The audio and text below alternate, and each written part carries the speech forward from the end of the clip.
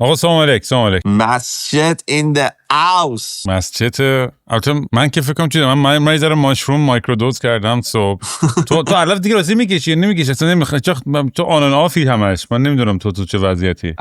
الان میزنم ولی النا دیگه مثلا اگه خواب باشه تا ساعت مثلا 12 ظهر من 5-6 بیدار میشم. من تو 6 ساعت 7 ساعت نه روشن میکنم نه طرفش میرم نه هیچی. میاد تو سخت شنا میکنم و اینا. الان که بیدار میشه میزنه. قبلا بیدار میشدم فقط میگفتم الان موقعیت کجاست، یه دونه تو حلایق بزنیم، یه دونه تو سالن بزنیم، یه دونه تو ماشین دور بزنیم. ولی الان اصلا یه چیز نیستم، اصلا دلم نمیخواد شخصا. به الهام یه ندا دادم گفتم که الهام این برمیگردیم کانادا، من هستم 1-2 سال عقب بذاریم کنار، بشستیم به یه کاری، به یه کمپانی چیزی راه بندازیم، شروع کنیم مثلا کار کردن از این حرفا. بعد خسته شدم دیگه، به قول معروف حوصله‌ام سر رفته دیگه. اینو قبلا آرزومون که بیدار شم یه فیلم بذارم، یه گل بزنم، الان دیگه نمیچسبه. چرا؟ فیلمایی که میذارم بعد از 5 دقیقه موقع میاد یه چیزی میگه، پاشه یه گنده میزنه، النا میاد یه خبری میده. بعد النا اگه خبر بد داشته باشه انقدر اینو دوست داره سریع به تو بدترین حالت برسونه تو که باورت نمیشه. نمیتونی باور کنی. تموم نشده خبر رو خودن داره پرواز میکنه به سمت تو. آره اصلا یهو خبر بد بیشتر اصلا اینجوری میاد اصلا تعریف میکنه. انقدر دوست داره خبر بد رو ترانسفر کنه و بگه یه چیز بد اتفاق افتاده باور نکردنیه. مثلا من یکی بهم زنگ میزنه مثلا میگه که خونه داونتاون سقفش آب اومده. بعد میگم خب اوکی زنگ بزنم مثلا لوکش، میگه که آره زنگ بزنم لوکش میره اونجا و النا نمیفهمه. النا به یورو تلفن با من میاد جلو من زنگ میکنم.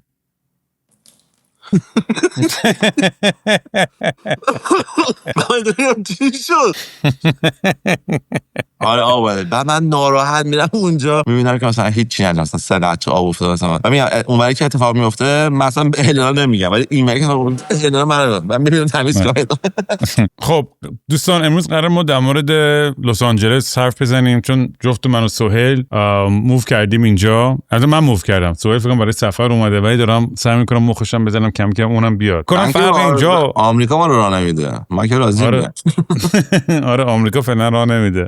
ولی آره می‌خواستم در مورد فرقاش و اینا و زندگی و تجربه هامون یه براتون بگیم، چون خیلی چیزای جالب و به نظر من قابل ملاحظه است. در کل همین الان من بگم الی به نظر من 100 برابر بهتر و خفن‌تر از بهترین چیز توی کانادا. یعنی نه تورنتو خوبه، نه مونترال، نه ونکوور، همش تخمی نسبت به الی. حالا میخوایم فوش هم بدین ولی اصلا قابل مقایسه نیست. یعنی شهر خوب آمریکا، شهر بزرگ آمریکا واقعا یه لول دیگه است از لحاظ تفریح و آدما و نمیدونم تاریخ و غذا و همه چیز. خلاصه میخوام از اینجا شروع کنم که با فوش هم بدین، خیالمو راحت کنید بعد بریم. آره قبول دارم. ونکوور خیلی خوبه. خب یعنی بخوای مقایسه بکنی ونکوور آردی خیلی خوب داره توپ میزنه، یعنی هم از نظر زیبایی هم از نظر شوارعی که داره اینا، ولی باز قابل مقایسه نیست. و ونکوور به نظر من با هیچ جای کانادا قابل مقایسه نیست. یعنی هر جای کانادا تو بیاری ونکوور حداقل 3-4 برابر بهتره. بعد اون وقت حالا روی این ونکوور به الی به نظر من در هیچ میبازه. اولا که من الی بودم مثلا برای چند روز. اول یه داستان بگم، یه چیز من حرف میام آمریکا. من برای وکسی که نمیدونم، من هر سال تابستون یه چند ماه میام آمریکا. من تمام تابستون رو اینجا تو الی و ملی اینا میچرخم واسه خودم اینجا اشغال میکنم و برمیگردم. اکثرا هم خونه دوستان میموندم، یعنی 2-3 سال گذشته که اومدم همش نه، ولی مثلا نصفشو خونه دوستان میمونم، نصفشو جا اجاره میکردم چون 3 ماه هستم دیگه. این دفعه تقریبا 100% اجاره کردم، یعنی همش مال خودمه. و خونه یکی از دوستای ما که مثلا خونه 4 نفر میرفتم میموندم هر سال، یکیشون که مثلا باشون نزدیک‌تر بودم و اینا، این دفعه فقط 2 تا ویکند گذاشتم، یه جمعه شنبه پیشمون بمونم، رفتم دور هتل، برگشتم دوباره جمعه شنبه پیشمون، 2 تا فقط جمعه شنبه با هم باشیم، ویکند با هم باشیم.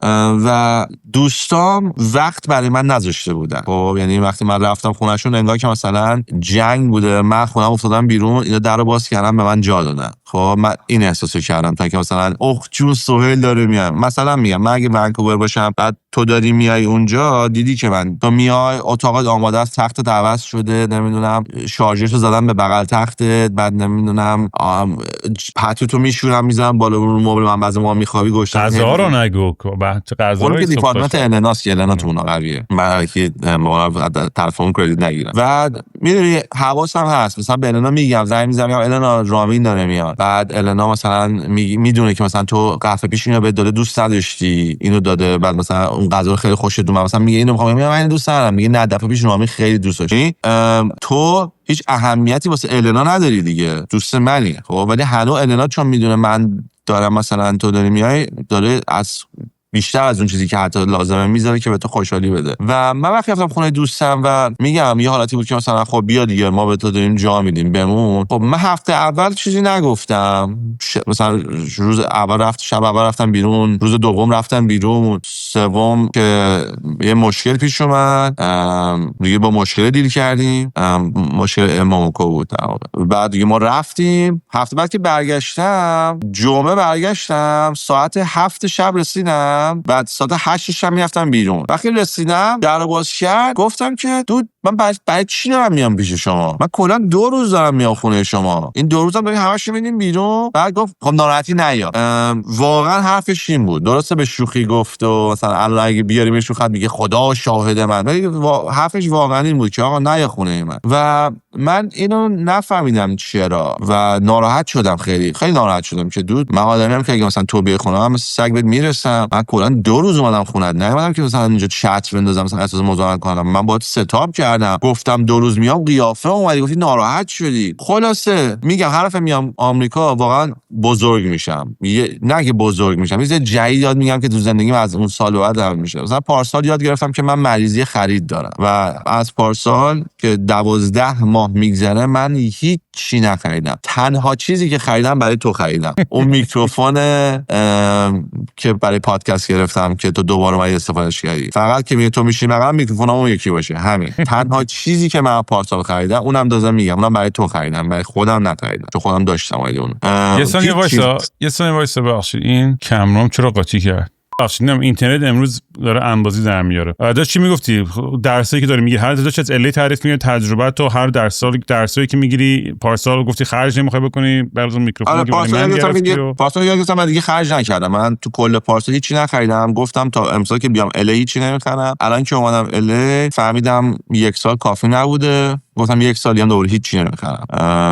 هر وقت اینو میگم الان میگه 9 تا تیشرت خریدی. لاغر که شدم سر المپیک شدم الان 108 کیلو دیگه از 123، مثلا تقریبا 15 کیلو لاغر شدم و لباسامو ذوق داشتم. وگاس که بودم کازینو هم بالا بودم، رفتم 9 تا تیشرت خریدم، واسه همین 9 تا تیشرت خریدم با یه دونه میکروفون که برای تو، اونم که واسه لاغر شدم، that's it، هیچ چیزی دیگه نخریدم و گفتم دیگه تا 1 سال دیگه همین رو تمدید کردم. این مال درس پارسالم. خلاصه خیلی از دست دوستام چیز شدم که آقا چرا من دارم میام اینجا، شما در واقع واسه ما فرش قرمز انداختین و ما اومدم خونه چون شام آماده نیست. مثلا من رسیدم سال 11 شب، شما میدونید من 2 تا بچه دارم، تا این واقعا شما فکر نمی‌کنید من تو تنها میمونم من غذا درست می‌کردم، تو بیای با زنت با 2 تا بچه دیگه حتما واسه بچه‌هات غذا درست می‌کنی، واسه تو درست نکنم. نمیدونم مثلا آره یه سری اتیکت‌های خیلی ساده هستش، حالا بس که اون طبقه اون رابطه هم داره ها. حالا همین میخوام بگم، پوینت همینه. این یه دونه داستان. یه داستان دیگه، من خالم خونه‌شو گذاشته واسه فروش، از النا استفاده نکرده و النا خیلی ناراحت شد و گریه کرد که چرا خالت مثلا منو دوست نداره و قبول نداره و از این حرفا. منم خیلی روز اول ناراحت شدم، مثلا گفتم خالم چه آدم مانستریه، چقدر آدم نامردی. بعد روز دوم سوم داشتم به این موضوعش فکر می‌کردم،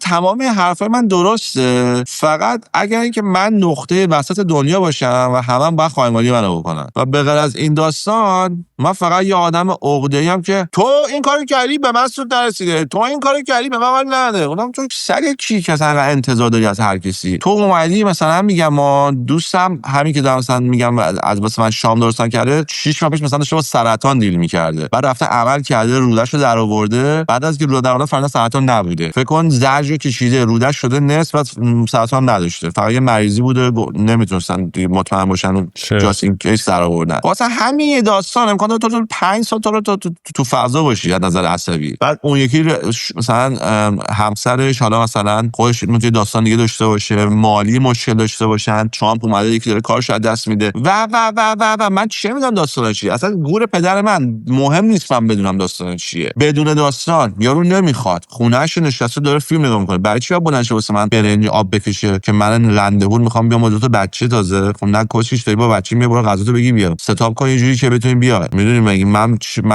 چه مسئولیتی دارم که با بچه تا غذا بدم؟ همین خونه و دغدغه واسه ساعتم زیاده دیگه. یا خاله من چه مسئولیتی داره که باید خونه‌شو با ما بفروشه؟ نه خونه‌ش چند میلیون دلار 4-5 میلیون دلار قیمت داره، میخواد به کسی بده که احساس میکنه منافعش بهتر باشه، حتی 1% بالا پایین بفروشه $10,000 قیمت بالا پایین میشه. و گفتم که خب اوکی همه حق تصمیم زندگی خودشون دارن و این که من نشستم دارم نگاه میکنم اینم به کی گیر بدم این مشکل از منه. این منم که آدم بیشوریم، منم که آدم عوضیم، یا نه من خیلی آدم گلیم، من بهترین آدم دنیام. اگه من خونه 5 میلیون داشتم هر دفعه میدادم به خالم اگه خالم ریالتور بود. اوکی من خیلی خوبم باحال باری کرده سوال، ولی چون من خوبم چه دلیلی داره چون تو دایی منی یا چون تو رفیق منی تو هم اونطوری خوب باشی؟ یا اصلا مثلا تو این خوبی نیست. هر کسی یه نظری داره، یه باوری داره. تو فکر می‌کنی که اصلا من فکر می‌کنم تو بهترینی، اومدم خایمالی خودم دارم میدم به تو، اصلا تو به اینو نمیگی خوب شه من ریالتور شدم تو سوال به کی اعتماد کنه به خیال راحت خونه‌شو بفروشه. بعد قبلا هر شب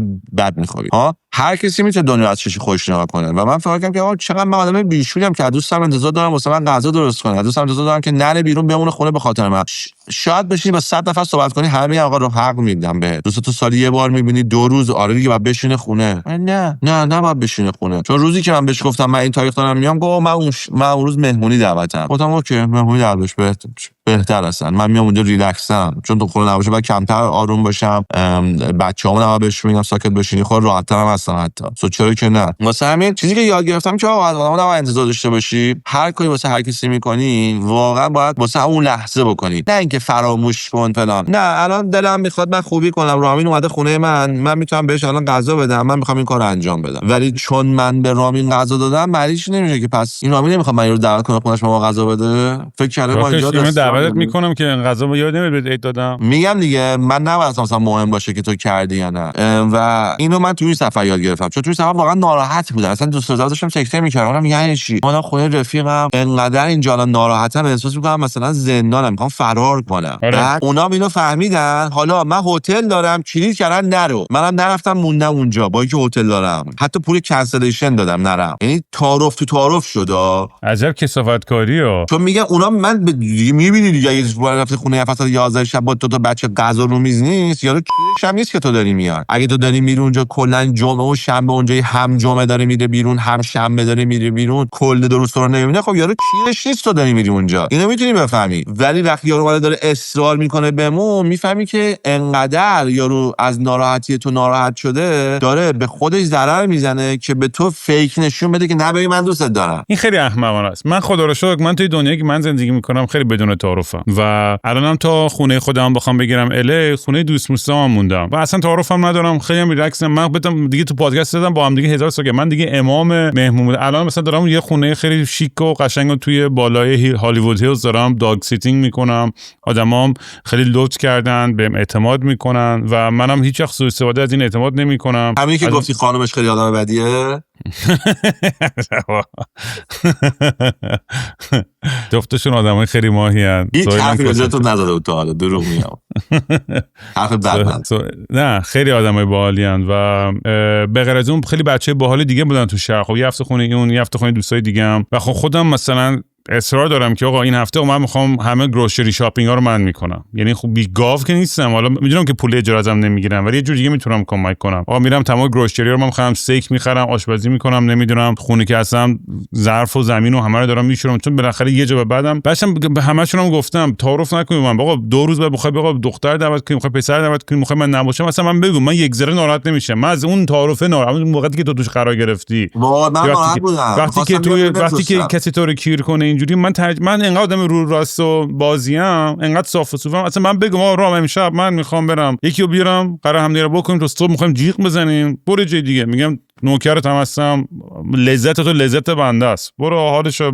و چون من حالا دارم میگردم چند تا موقعیت خیلی خوبم برای خونه خودم پیدا کردم، بچهای علمی هم اینش خیلی باحاله. مثلا من احساس میکنم اینجا خیلی دوستای پولدار دارم و پولدار اینجا به نظرم یه سریشون نمیدونم مثلا به ونکوور یه ذره چیلتر و کولترن. ببینم دوستای پولدار ونکووری همه خیلی چیزن، یعنی همه اینطوریه ونکوور. آره من خونمو خریدم تو بریتیش پراپرتیز، دیگه کسی از حق نداره با من حرف بزنه کار داشته باشه، مثلا 4 تا چهارشنبه از الان وقت بگیر اگه میخوای منو ببینی و فلان. یا در خونه‌ها به اون صورت باز نیستش. اینجا خیلی احساس میکنم. و یه چیز جالبه که فکر کنم تو اینو شاید بتونی درک کنی، آدمای پولدار بودن چقدر گرونه دود. یعنی خرجایی که داری، مثلا من اینجا میبینم مثلا آقا باغبون است، پول تمیز استخر رو تمیز کن، نمیدونم کارگر خونه رو تمیز کن، اون یکی میاد نمیدونم مینتیننس فلان، اون که داره پارک بچه میسازه. اینا چرا ماهی 10-20 تومن خرج این چیزاست؟ یعنی کم نیستش که هی اینا جمع میشه خرجاش روی هم دیگه. و آره یعنی اون فشارم که رو آدم میاد، هرچی پولدارتر میشی خب لایف استایل و سلیقت هم گرونتر میشه و خرجات هم همینجوری به نسبت میره بالاتر.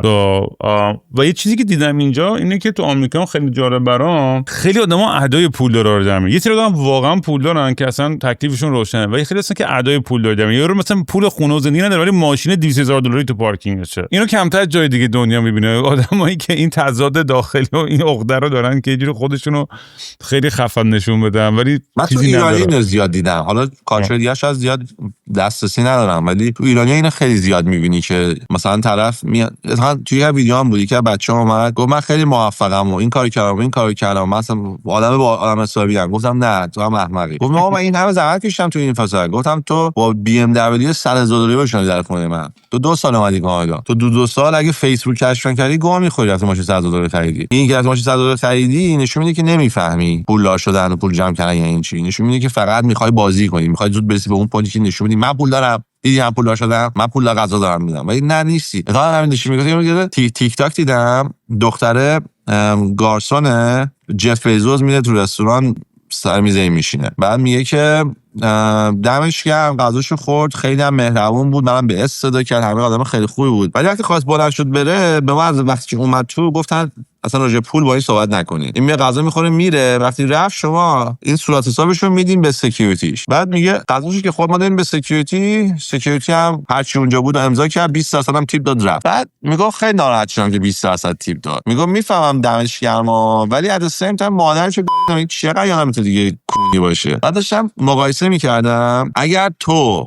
یا من بریم توی پارکینگ ماشین 25 سنت پول بندازیم، 25 سنت ها کجا 25 سنت همونجا $2 داره. اگه 25 سنت بندازیم مثل این میمونه که جف بیزوس یه دونه پورش بخره، یه پورش 911 بخره. یعنی یه دونه پارکینگ که مثلا $3 که توش 12 تا 25 سنتیه، مثل میمونه که یارو بره 12 تا پورش 911 بخره. پس یعنی اگه من 20% تیپ میدم، اگه اون 20% تیپ میده، من باید پول بگیرم از گارسون برم بیرون.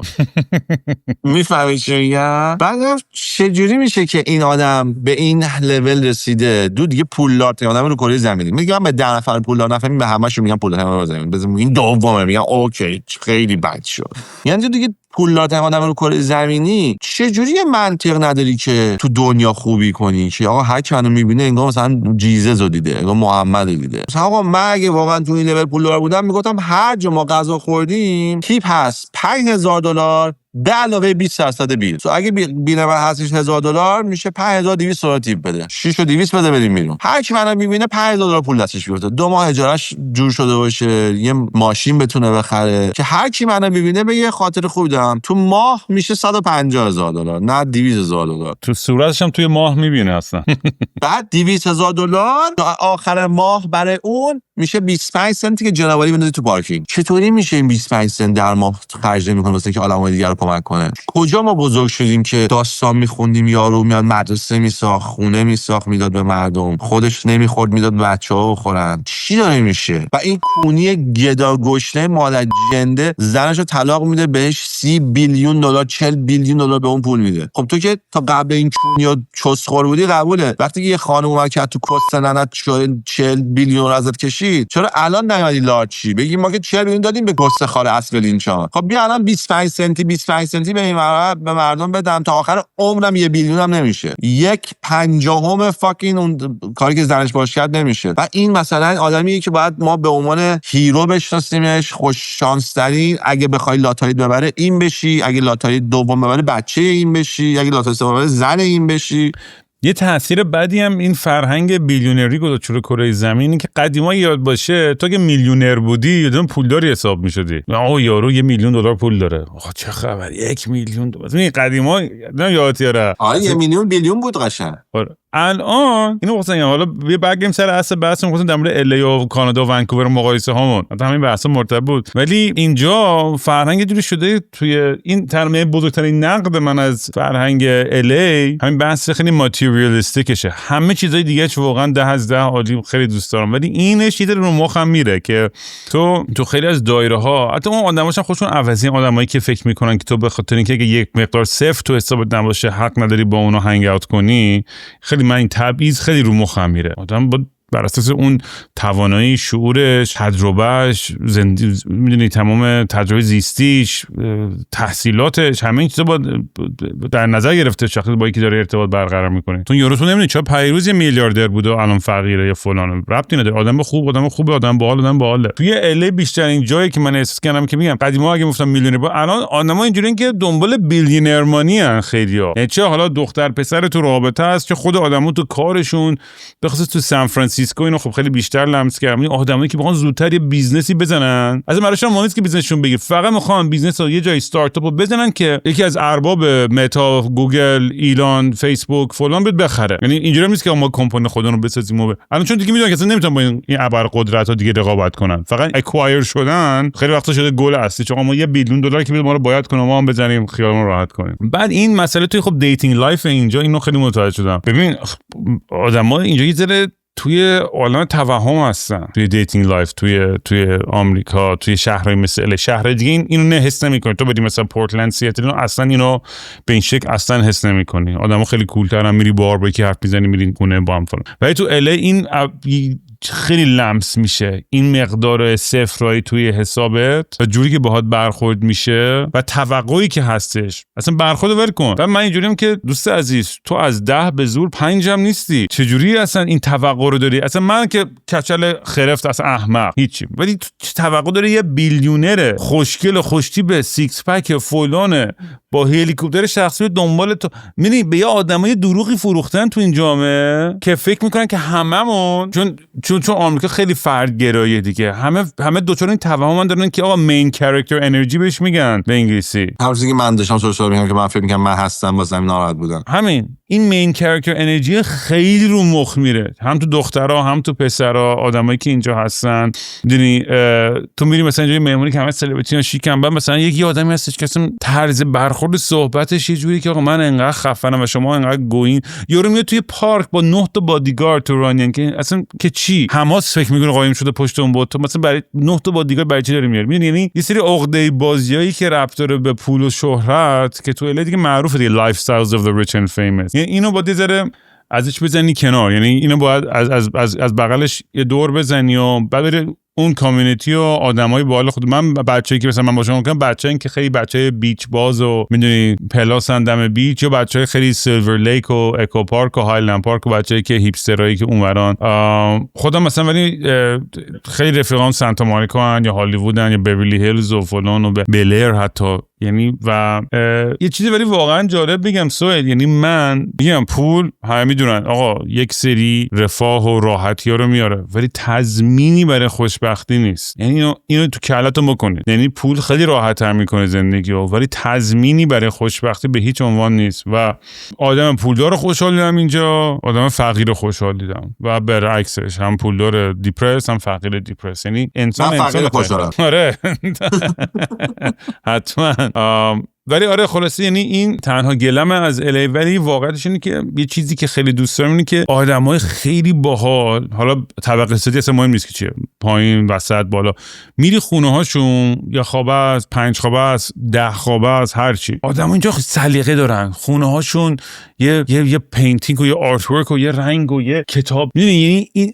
مثل خونه های ونکوور تورنتو اینا نیستن که یه حالت یه کاندو یه خیلی افسرده اصلا، یعنی هیچ حس، انگار تو آیکیا فقط کپی پیست شده و روحی نداره و این اینجا رو خیلی بیشتر دوست دارم. خونه ها واقعا حس خونه میدن. آفتابه، به خود من آفتابه، زندگی میاره. آره دیدی هوا چقدر خوبه همیشه اینجا، اصلا باورش نمیشه. بعد من الی بودم، الان تو چند 25 درجه ای؟ نمیدونم، من نوک کوام هوا عالیه اینجا، هم گرمه هم خنک، هم باد میاد هم. آره من اونجا بودم هفته پیش 25 درجه بود، نشستم تو ماشین 1 ساعت و 55 دقیقه رانندگی کردم، 44 درجه است هوا. نه بابا به جون تو گرم پشمام. صبح 5 صبح 38 5 صبح کولر دارین اونجا؟ کولر انقدر زیاده که اصلا دیگه من خاموش میکنم. نه بابا اینقدر قدرتش زیاده، مثلا نمیدونم چجوری، یعنی کجا داره من باد میخوره تو صورتم داره فن میاد، اصلا اونجا چجوری داره اینجوری میاد، ولی خیلی کولرشون خوبه.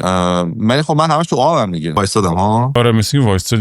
دوربین گاید امروز ببخشید بچه‌ها، واقعا نمیدونم چه مرگیش، اصلا این سافره همیشه کار میکنه الا وقتی که با سوال دارم ضبط میکنم.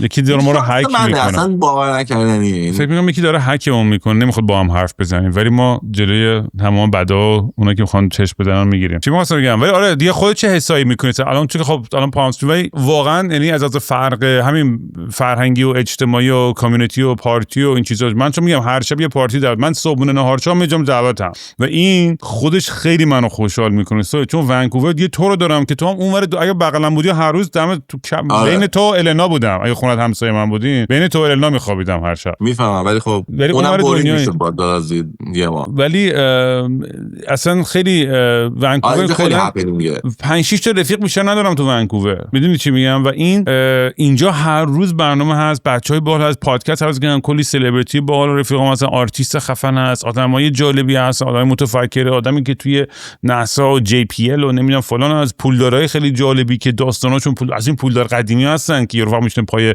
تریاک صبح تا شب و قصه تعریف میکنه، نمیدونم پولدارای جدیدی که کریپتو میلیونرن، نمیدونم اونجوری فلان، و همه بچه‌ها بالاخره یه داستانی برای گفتن دارن دیگه، همینا مهمون پادکست میشن و باشون حرف میزنم. یعنی اینش خیلی ببینید من میتونم تا ابد اینجا باشم یه پادکست درست کنم، با آدم وصل بشم، صحبت کنم، کار کنم، ولی یه طرفی اوورولمینگ هم هستش دیگه الی و نیویورک این کارو با آدم میکنه که تو دیگه احساس میکنی که هر روز باید خفن ترینو ببینی و خفن ترین کانکشن و آدم و پارتی و بری، همش حس فومو داری. هر جا من زنگ میزنم مهمون، آقا من الان میام، پا میشم تو میرم، میدونی چی میگم؟ الان تو مهمونی میگه بیا مهمونی بعدی، بدو بریم آقا بریم مهمونی بعدی.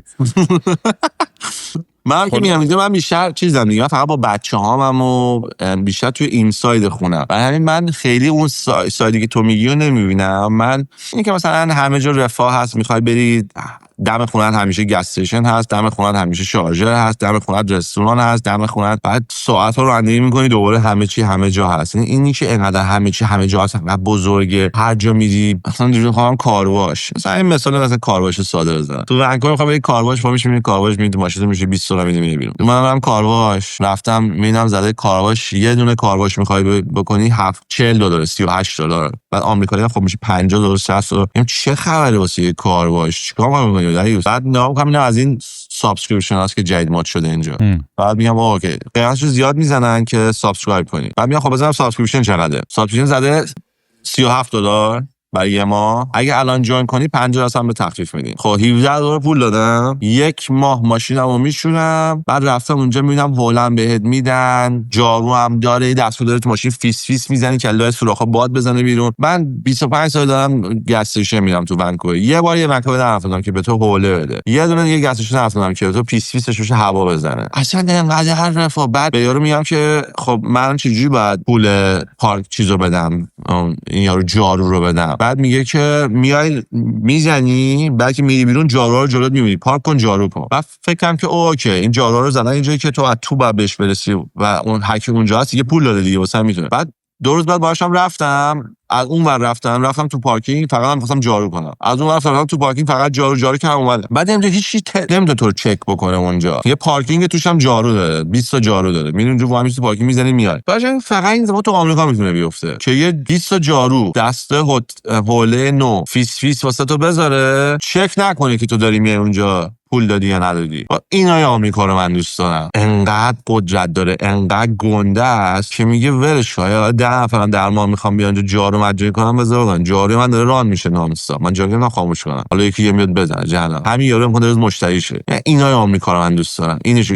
این قدرت رو دوست دارم. بعد یهو زدم به سرم گفتم خب ما چرا تو ونکوور چیز نداریم، همچین کارباشی نداریم، من برم تو ونکوور کارباش بزنم. بعد به این فکر کردم. بعد رو همین کارباشیش نمیدونم کردم 250 تا لوکیشن دارن. آدرس خونه قبلیمو زدم که ببینم بغل اونم داره، بعد اونجا نداره. بعد فهمیدم که این کمپانی 250 تا لوکیشن زده، 1 میلیون کاستومر داره، ولی یه دونه تو شهر اصلی نزده. چرا؟ چون اگه بخواد تو ال اجاره بگیره، بعد خدا تا من پول بده واسه اجاره اون که اونجا اجاره کنه. ولی وقتی میاد تو دو قوزآباد و وسط راه و جای شروور میگیره، مفت زمین میگیره، یه دونه سونه میزنه توش، لوله ها رو بس میکنه، الا بریم با $40,000 ستاپ میشه. بعد دیدم تو ونکوور من اگه بخوام بزنم هر لوکیشن هم واسه من 2 میلیون آب میخوره، ولی تو آمریکا با $100,000 تو جلو. یعنی من هر یه لوکیشن که تو ونکوور باز کنم، اینجا تو 20 تا لوکیشن باز کنی. خب تو خیلی دنیا فرق داره که روز اول 40 تا لوکیشن باز کنی یا دو تا به هیچ گوی نمیرسی. 40 تا چشم هم بزنی میشه 200 تا 1 میلیون کاستومر داری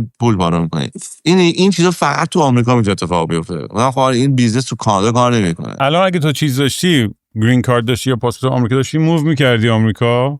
100%. آره دیگه، حقیقتش همین. من می‌خوام همین برسم. یعنی تو بری و بیای تجربه کنی زندگی، حالا چه زندگی شلوغ مثل من، چه زندگی خلوت مثل سهیل، جفتش اینجا از کانادا بهتره. ونکوور هم من موافقم با تو، به نظرم بهترین شهر کاناداست ولی حتی ونکوور هم با اینجا اصلا قابل مقایسه نیست. ونکوور برای مثلا نمیدونم زندگی پیری پسا 60 عالیه. مثلا ونکوور مثلا اون اریا هست تو سن دیگو، اون بغل سمت چپ، اون اریای ونکووره. اگه خواستی میتونی بری اونجا. عین ونکوور، باد میاد، سرد همیشه، بارون هم میاد. ببین ونکوور هم داره. خیلی خیلی ونکوور بخوای برو ونکوور واشنگتن. داره خوشم ونکووره. هواشون هم یکیه، اسمشون هم یکیه. اصلا قابل مقایسه نیست. منم تصمیمم شخصا اینه که بچه‌ها رو بزرگ کنم. بچه‌ها که بزرگ شد یا سیخشون کنم بیان اینجا درس بخونن، از طریق دانشگاه اونا بیان میرن، یا بچه‌ها برن هر غلطی که میخوام بکنن تو زندگیشون. من و النا اینجا یه خونه اجاره کنیم، ریتایر کنیم، هر سال خونه‌مون رو عوض کنیم، بریم یه خونه دیگه، یه خونه دیگه، نه بخریم نه اینوست کنیم نه هیچ، فقط یه خونه اجاره میکنیم، 1 سال توش اشغال میکنیم، خونه بعدی. حالا میتونیم بریم میامی، میتونیم بریم مثلا نیویورک. من تو آمریکا میخوام ریتایر کنم چون واقعا جای جالبیه و میفهمم چرا آدمای آمریکایی همشون دعاتی میبینی مثلا میگه ما تا حالا آمریکا رو نرفتم بیرون. لازم نداره آمریکا رو بری بیرون، انقدر جا داره تو فقط واسه چوسی باید بری بیرون که بگی من فرانسه رو دیدم. یعنی حتی میتونی جا پیدا کنی که مثلا نزدیک دوباره آمریکا باشی که مثلا همه فرانسوی هم، غذاهاشون فرانسویه، میدونی اسمش هم مثلا باشه پاریس. آره نه یه دلیلی هستش که آمریکا واقعا بهترین کشورهای دنیاست. واقعا همه میخوان بیان اینجا، همه سعی میکنن بیان و میگم الی برای من یه حس جادویی داره. میبینی عصرا که توی دارم غروبو میبینم پشت فرمون و فلانم دارم میام پایین از اتوبان و این غروبو میبینی و داره بخوره به آب دریا و اصلا یه حس حالی داره که لمس میکنی تاریخی که داره اینجا، این شهر رو و تمام آدمایی که اومدن و رفتن و جنگیدن و سعی کردن. چون میدونی یه شهریه که میگن دیگه City of Angels یا بگن City of Dreams، یعنی شهر رویاها و همه آدما اومدن اینجا. یعنی از بارتندر تا ویتر تا دندون پزشک تا راننده اوبر تا نمیدونم بقال تا با هر کی حرف میزنی و 90 خورده درصدش میگن من با یه آرزویی که اینجا اومدم که یه گوی بشم ولی نتونستم، ولی هنوز مثلا داره زورشو کاراکترها همه خیلی چیزن، کاراکترها همه آره هایپر انرژی آدمای چیزی هم و مثلا ولی خب بعد دلوژنال، مثلا دلوژنال نمیدونی چی به فارسی، یعنی اصلا احمق توهم دوچاری توهمیان که مثلا یارو پسر من میگه راننده اوبر اون روز اینجوری بود که آره من فیلمساز بودم فلان شهر اومدم الی که شانسمو سعی کنم و اینجا فیلم بسازم.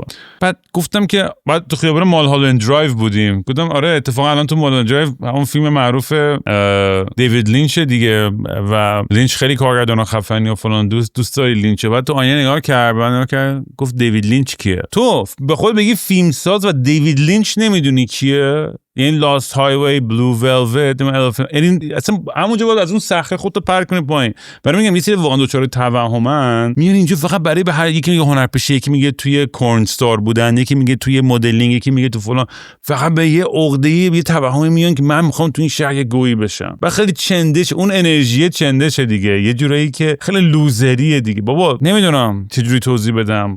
منم تو از طرفی خب منم همینه، منم اومدم اینجا بخاطر من ولی خب کانکشن دارم واقعا میشناسم زیاد، یعنی وضعم خوبه از لحاظ ارتباطاتم و این چیزا، نمیدونم. ولی از طرفی هم میگم خب اونم آدم مسیر خودشو داره سعی میکنه خودشو پیدا کنه. ولی یه جا بعد آدم، من تعجب میکنم از آدمایی که یه خودآگاهی ندارن. یعنی من خودم میدونم آقا لول مثلا موزیکم سقفش اینقدر مثلا شهرتش یا طرفداریش، چون سلیقه ایرانی رو نگاه میکنم میسنجم با چیزی که دیگه دوست دارم فلان و فلان، نمیام بگم آقا من یه روز اینجا میشم، چون موزیکایی که اینجاست اون چه میدونم شادمهر عقیلی یا گوگوش یا من اصلا تو اون لیگ نیستم، مثلا سبک و سلیقه‌م اونجوری هیچ وقت نخواهد بود. برام خب توهم اگه من فکر کنم یه روز من خودم با اونا توی جا قرار بدم، اصلا نیستم. من توی دنیای دیگه ام، یعنی برای خودم دارم گیتارا میزنم، یه سری طرفدار خاص خودم یه درم بیشتر بشه ایول حال میده. ولی یه سن به بعد آدم باید خودآگاهی داشته باشه، منطقی بگم من درآمد خوبی هم میتونم داشته باشم و دارم، پادکستم همینطور، پادکستم خیلی هم خوب داره میره جلو، درآمد خوب دارم، اوکی همه چی خوب، یعنی منظورم زندگی میچرخه دیگه با همین این چیزی که رو هم دیگه، همه این کار موزیک و پادکست و تئاتر رو هم میذارم. خیلی هم راضیم، خیلی هم خوشحالم. اون طمعه یا اون گریده که منم میخواد بعضی وقت عقده‌ای میکنم، من چرا بنزه براد پیت معروفم،